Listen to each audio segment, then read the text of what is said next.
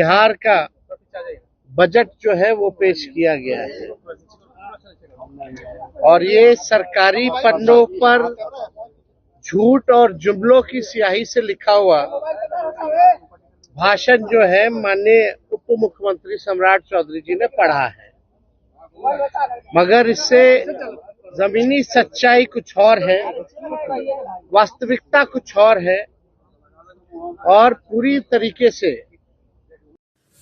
आप सभी को राम राम। मैं दीपक कुमार आप सभी का स्वागत करता हूं दाता स्टार्टअप में। दोस्तों, आप सभी से निवेदन है कि वीडियो को देखिए, लाइक कीजिए, शेयर कीजिए और चैनल को सब्सक्राइब। दोस्तों, कोई एक विषय हो और उस विषय पर एक व्यक्ति को बोलना हो और उस व्यक्ति के पास उस विषय की समझ ना हो, वह उस विषय को नहीं जानता हो, तो फिर उस व्यक्ति के लिए सबसे आसान यह होता है कि वह उस विषय को महत्वहीन करार दे दे, झूठा बता दे, जुमला बता दे, क्योंकि वह व्यक्ति उस विषय पर कुछ बोल ही नहीं सकता है तार्किक तौर पे। ठीक ऐसा ही स्थिति इस समय देश में एक राजनेता का हो चुका है जिसका नाम तेजस्वी प्रसाद यादव है। तेजस्वी प्रसाद यादव के लिए बजट एक ऐसा विषय बन चुका है जिसका नाम सुनते ही उनके मुंह से एक ही शब्द निकलता है कि यह जुमला है, यह झूठा है, इसका कोई मतलब नहीं है, यह महत्वहीन है। इसका कारण यह है कि बजट एक ऐसा विषय है जिसको तेजस्वी प्रसाद यादव जी ना तो समझ पाए हैं और ना ही कभी समझ सकते हैं, क्योंकि बजट उनके बौद्धिक क्षमता से बाहर की बात है। इसका कारण उनका पढ़ाई लिखाई भी है, क्योंकि वह इतने पढ़े लिखे नहीं है कि वह बजट जैसे विषय को समझ सके। कल बिहार सरकार ने, उनके वित्त मंत्री सम्राट चौधरी ने बिहार सरकार का 2025-26 का बजट पेश किया, जिसका आकार 3,17,000 करोड़ रुपए का है। जैसे ही तेजस्वी प्रसाद यादव जी को यह पता लगा कि बिहार सरकार ने अब तक का सबसे बड़ा बजट 3,17,000 करोड़ रुपए का पेश किया है, तेजस्वी प्रसाद यादव जी बिफर गए। उन्होंने अपना वही घिसा पिटा बयानबाजी शुरू कर दिया कि यह बजट जुमला है, झूठा है। तेजस्वी प्रसाद यादव जी के लिए इस बजट का कोई अर्थ नहीं है, यह बजट बढ़ा चढ़ाकर पेश किया गया उनके मुताबिक। उनका कहना यह है कि बिहार सरकार को इतना टैक्स ही नहीं मिलता, इतना रेवेन्यू ही नहीं आता है, तो इतना बड़ा बजट कैसे बना दिया। बात तो इनका सही है, इतना टैक्स तो नहीं आता है बिहार सरकार को, लेकिन यह बजट तेजस्वी प्रसाद यादव जी के लिए सिर्फ इसलिए जुमला है और झूठा है क्योंकि वह सरकार में नहीं है। क्योंकि तेजस्वी प्रसाद यादव जी को याद होना चाहिए कि जब वह नीतीश कुमार जी के साथ सरकार में थे 2023 में, जिस समय तेजस्वी प्रसाद यादव ने नीतीश कुमार जी को देश भर में घूम घूम कर इंडी अलायंस, मोदी विरोध के नाम पर इंडी अलायंस बनाने का सुपारी दे रखा था, उस समय जो बिहार सरकार ने बजट पेश किया था वो 2,61,885 करोड़ रुपए का था और यह है 3,17,000 करोड़ रुपए का। तो इसमें आप 40-50,000 करोड़ रुपए का बढ़ोतरी हुआ है। अब अगर तेजस्वी प्रसाद यादव जी की बातों को अगर समझा जाए तो उनके हिसाब से बिहार सरकार को रेवेन्यू अभी इतना मिल ही नहीं रहा, तो फिर ये बजट बढ़ कैसे गया। तो इनको बताना चाहिए कि 2022-23 में 23-24 का जब बजट पेश किए थे सरकार में रहकर, जिस समय यह पूरे देश में ढिंढोरा पीट रहे थे कि मैं बिहार में 10 लाख नौकरियां दूंगा, उस समय बिहार सरकार को कितना रेवेन्यू मिलता था? जितना 2022-23 में मिलता था या 23-24 में मिलने का अनुमान था, क्या उससे कम रेवेन्यू 24-25 में मिला है या 25-26 में मिलने का अनुमान है? तेजस्वी प्रसाद यादव जब ये सवाल उठा रहे हैं कि यह रेवेन्यू जुमला, यह बजट जुमला है, झूठा है, इसका कोई महत्व नहीं है, सरकार बढ़ा चढ़ाकर बजट पेश कर रही है, तो तेजस्वी प्रसाद यादव जी को बताना चाहिए कि जब इनके साथ रहते हुए, जब इन्होंने बिहार के लोगों से वादा किया था कि 10 लाख नौकरी देंगे, मई तक जातिगत जनगणना पूरी हो जाएगी, जिस जातिगत जनगणना को खुद राहुल गांधी बिहार में आकर झूठा बता चुका है, फर्जी बता चुका है, वो जातिगत जनगणना भी उस बजट का हिस्सा था। ई रिक्शा और एम्बुलेंस के लिए सरकार अनुदान देने की बात कर रही थी, नारी शक्ति योजना के तहत 60 करोड़ रुपए देने की बात कही थी, बालिका साइकिल पोशाक योजना के लिए 150 करोड़ रुपए की, पीएमसीएच विस्तार के लिए 5540 करोड़ रुपए देने की बात कही थी, गांव में टेली मेडिसिन की सुविधा दी जाने की बात कही गई थी, 6 जगहों पे रोपवे बनाए जाने की बात कहा गया था, संस्कृत शिक्षकों को 7वें वेतन आयोग का मानदेय देने का बात कहा गया था और मुजफ्फरपुर और पूर्णिया में खादी का मॉल बनाने का बात कहा गया था। वो बजट 23-24 का बजट था। वो 2,61,885 करोड़ रुपए लाख करोड़ रुपए का था। तो उस समय कितना रेवेन्यू मिलता था बिहार सरकार को, जो वो बजट उतना बड़ा था, जिसको तेजस्वी प्रसाद यादव सरकार में रहते पेश करवाया था या पेश किया गया था बिहार सरकार की तरफ से। और जब इस समय वो सरकार में नहीं है और सरकार में आने की दूर दूर तक कोई संभावना नहीं है, तो इस समय जो सरकार ने बजट पेश किया है 3,17,000 करोड़ रुपए का, वह इनको जुमला दिखाई दे रहा है, झूठा लग रहा है। जबकि तेजस्वी प्रसाद यादव जी को यह भी याद करना चाहिए कि जिस समय इनके पिताजी और माताजी दोनों लोग मुख्यमंत्री रहकर बिहार को लूट खसोट कर बिहार के सत्ता से विदा हुए थे, उस समय बिहार का बजट कितना था? कुल 23,885 करोड़ रुपया का। जी हाँ। और इस समय जो सरकार ने बजट पेश किया है बिहार सरकार ने, उसने सिर्फ शिक्षा के ऊपर 60,000 करोड़ रुपये दिया है, खर्च करने की बात कही है। लालू प्रसाद यादव जी के कुल बजट से लगभग 3 गुना अधिक वो सिर्फ शिक्षा पे खर्च कर रहे हैं। वह बजट तेजस्वी प्रसाद यादव जी को झूठा और जुमला दिखाई दे रहा है, वो इनको महत्वहीन दिखाई दे रहा है। उसके लिए कह रहे हैं कि इतना तो बिहार सरकार को टैक्स ही नहीं मिलता है, तो फिर इतना बड़ा बजट कैसे आ गया।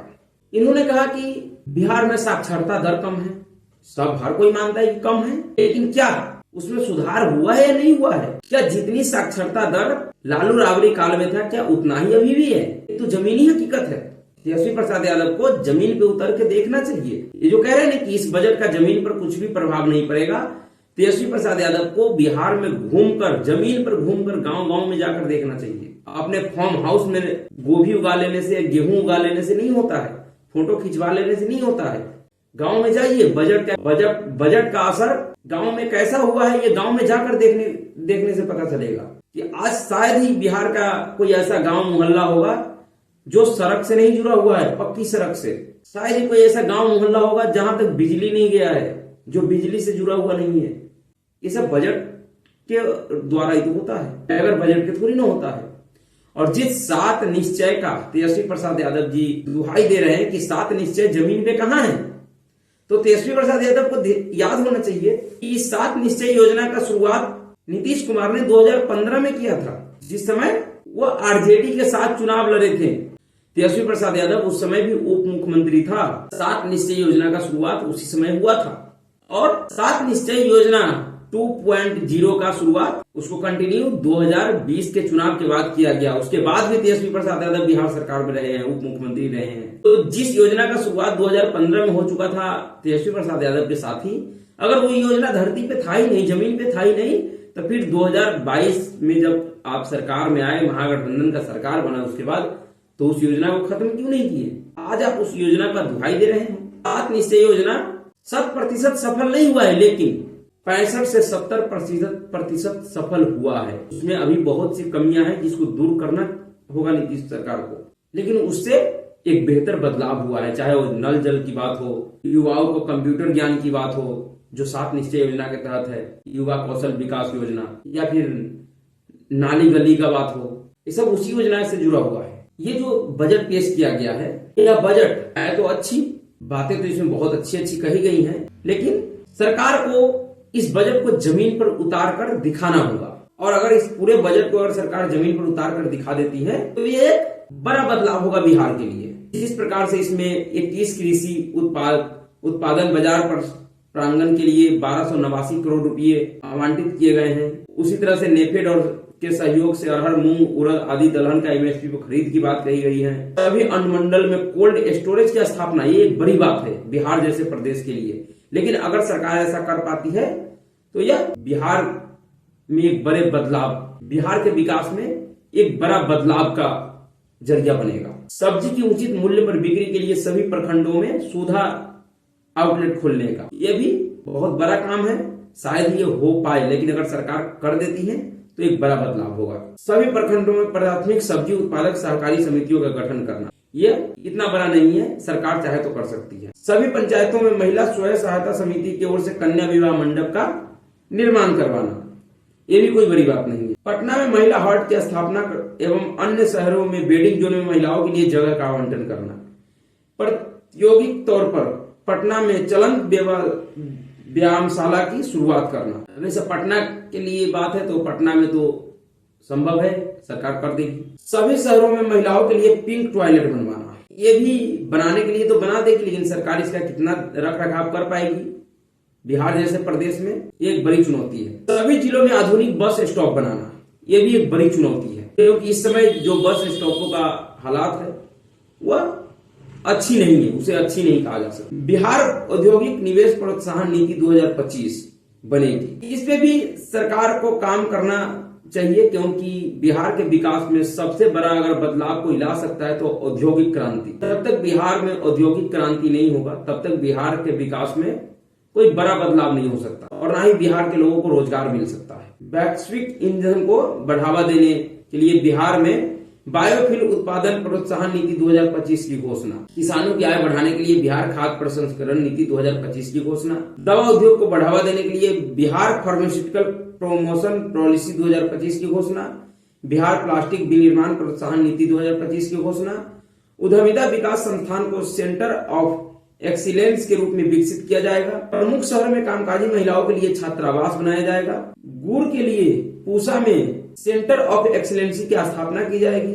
देश के प्रमुख शहरों में प्रवासी परामर्श सह निबंधन केंद्र बनाए जाएंगे। ये भी बड़ी सहयोगात्मक कार्य होगा अगर बिहार सरकार ऐसा करता है तो, क्योंकि बिहार से बाहर रहने वाले जितने भी लोग हैं वह उन प्रदेशों में बहुत सारी कठिनाइयों का सामना करते हैं जिनको सहायता की आवश्यकता होती है। अगर बिहार सरकार ऐसा करता है, क्योंकि इसका घोषणा पहले भी हो चुका है लेकिन ऐसा हो नहीं पाया, तो अगर बिहार सरकार इस तरह का काम करती है तो ये भी सराहनीय कार्य होगा। 358 प्रखंडों में अंगीभूत राजकीय डिग्री कॉलेज, ये भी एक बड़ी चुनौतीपूर्ण कार्य है।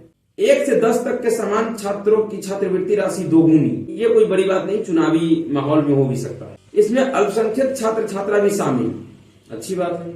निजी क्षेत्र के सहयोग से नए मेडिकल कॉलेजों की स्थापना, निजी जन भागीदारी के आधार पर नए सरकारी मेडिकल कॉलेजों की स्थापना। सभी बड़े अनुमंडलों में अतिरिक्त रेफरल अस्पताल, लोक स्वास्थ्य प्रबंधन संवर्ग का गठन। स्लम क्षेत्रों में चिकित्सा केंद्रों की स्थापना। बिहार कैंसर सोसाइटी की स्थापना। बेगूसराय में कैंसर अस्पताल की स्थापना। पिछड़ा एवं अति पिछड़ा वर्ग के छात्रों की छात्रवृत्ति राशि दोगुनी, इस पर 875 करोड़ रुपए खर्च करने का सरकार ने प्रावधान किया है। अनुसूचित जाति जनजाति के छात्र छात्राओं की छात्रवृत्ति राशि अब दोगुनी होगी। अनुसूचित जनजाति छात्रावास अनुदान योजना की राशि 1000 की जगह 2000 मासिक। सभी प्रमंडलों में राष्ट्रीय मानकों के अनुसार खेल अवसंरचना का निर्माण, ये भी एक बड़ी चुनौतीपूर्ण कार्य है। मुझे नहीं लगता बिहार सरकार इतना जल्दी इसे कर पाएगा। प्रत्येक प्रखंड में एक आउटडोर स्टेडियम, ये भी असंभव सा लग रहा है, लेकिन अगर सरकार चाहे तो हो सकता है। स्टेट डाटा सेंटर की क्षमता बढ़ेगी। सभी प्रमुख शहरों में पिंक बस का संचालन। राज्य पथ परिवहन निगम के मेंटेनेंस विभाग में महिलाओं को 33% आरक्षण। चालक एवं कंडक्टर के रूप में महिलाओं को प्रशिक्षण। महिला स्वरोजगार को बढ़ाने के लिए ई रिक्शा की खरीद पर अनुदान। प्रमुख शहरों में महिला वाहन परिचालन प्रशिक्षण केंद्र। नहर के किनारे बांध की खाली जगहों पर सोलर पावर प्लांट, ये भी एक अच्छी पहल है सरकार का, ये भी एक अच्छी पहल है सरकार का। ग्रीन डेवलपमेंट फंड की घोषणा। 100 करोड़ की लागत से बिहार क्लीन एयर ट्रांसफॉर्मेशन। धार्मिक पर्यटन योजना की शुरुआत, यह एक बड़ी क्रांतिकारी काम हो सकता है अगर सरकार इसको 100% करने में सफल रही तो, क्योंकि हम उत्तर प्रदेश को देख रहे हैं कि जब से उत्तर प्रदेश में पर्यटक को बढ़ाने के लिए धार्मिक स्थलों का पुनर्विकास किया गया, तब से उत्तर प्रदेश का आर्थिक स्थिति पूरी तरीके से बदल गया है। बिहार में भी एक से बढ़कर एक धार्मिक केंद्र हैं, जिसको अगर सरकार अच्छे से पुनर्विकसित करती है तो ये बिहार के विकास में, बिहार के लोगों की आमदनी में एक बड़ा परिवर्तन ला सकता है। महिलाओं को पर्यटन गाइड के रूप में प्रशिक्षण देना।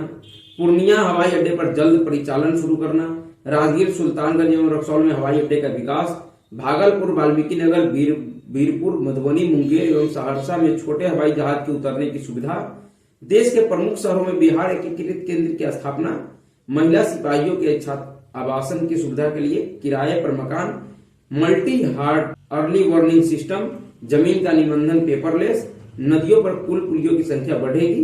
किसी भी हिस्से से 4 घंटे में पटना पहुंचने की व्यवस्था। तो सरकार ने जो घोषणा किया इस बजट में, उसके अनुरूप अगर सरकार काम करती है और इस बजट को जमीन पर उतारने में अगर सफल हो जाती है तो ये बड़ा बदलाव बिहार में ला सकता है। लेकिन कोई भी बजट हो या कोई भी सरकार हो, अपने पूरे बजट को 100% जमीन पे आज तक नहीं उतार पाई है। ऐसा सोचना, कहना कि यह सरकार जो बजट लेकर आया उसे पूरी तरीके से जमीन पे उतार देगा, ये किसी के लिए भी संभव नहीं। लेकिन अगर 60-65% भी अगर जमीन पर बजट उतर जाता है तो उससे भी एक बड़ा बदलाव राज्य और देश के अंदर दिखाई देता है, जिसका हम लोग प्रत्यक्षदर्शी है कि किस प्रकार से 2014 के बाद देश में और 2005 के बाद बिहार जैसे प्रदेश में सरकार के पहल ने अभूतपूर्व बदलाव किया है।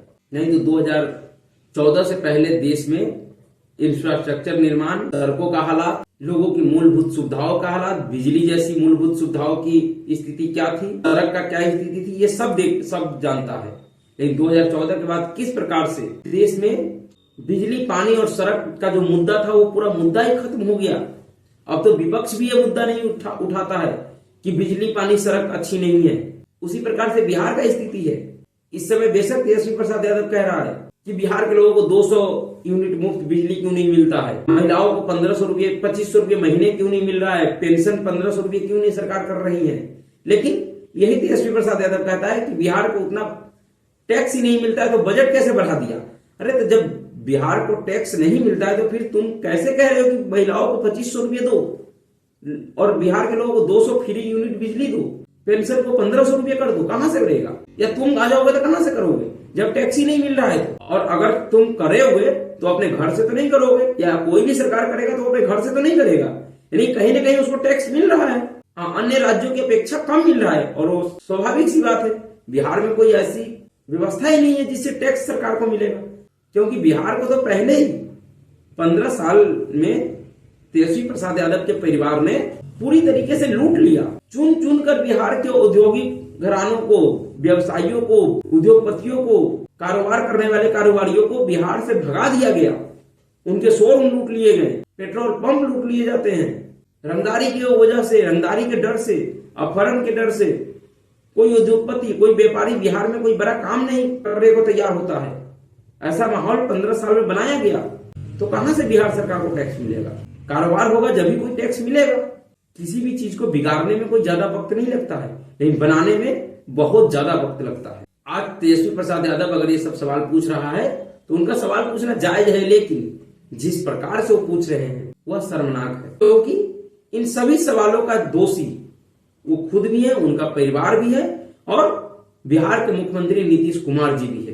क्योंकि नीतीश कुमार जी ने बिहार की राजनीति में जो अस्थिरता लाया है पिछले 10-12 वर्षों में, वह अस्थिरता भी इन सब वजहों का कारण है।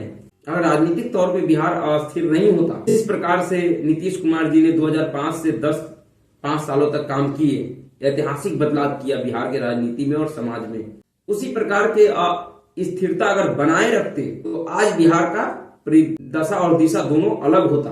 तेजस्वी प्रसाद यादव इस तरीके से सवाल नहीं पूछ पाते, वो सवाल पूछने के लायक नहीं रहते।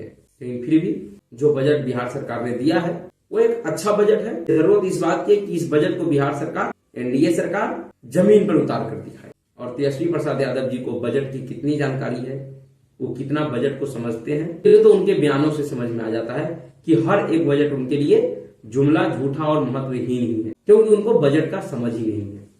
इससे ज्यादा और कुछ नहीं। अभी के लिए इतना ही। अगर आपको वीडियो अच्छा लगे वीडियो को लाइक कीजिएगा, शेयर कीजिएगा और चैनल को सब्सक्राइब कीजिएगा। नमस्कार।